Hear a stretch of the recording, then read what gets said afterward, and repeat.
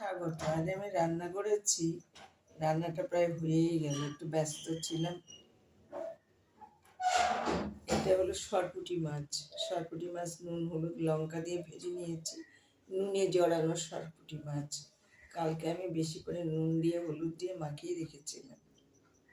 যারা খাবেন তারা বেশি করে নুন দিয়ে মেখে রাখবেন, তা নাহলে কিন্তু নুনটা ঢুকবে না ভেতরে, তবে মনেও হবে না যে এটা নুনে জড়ানো মাছ। আচ্ছা, মাছটা আজকে আমি ভালো করে ধুয়ে নিলাম, অনেকটা নুন চলে গেল। তারপর তরকারিতে নুনটা কম দেবেন। আমি আলু আর বেগুন দিয়ে রান্না করলাম। লঙ্কা হলুদ গুঁড়ো বাটা সবই দিয়েছি আমি। আর নামাবার আগে ভাজা জিরে অল্প দিলাম, একদম অল্প অল্প দিয়ে আর একটু গরম মশলা দিতে হবে, তা নাহলে কিন্তু ভালো লাগবে না। এসব আমাদের পুরো অঙ্গের রান্না। এই ভাজা জিরের গরম মশলা দিয়ে নামালাম। আলু বেগুন দিই, যার বেগুন দিতে না ইচ্ছা করবে সে দেবেন না, আলু দিয়ে করবেন।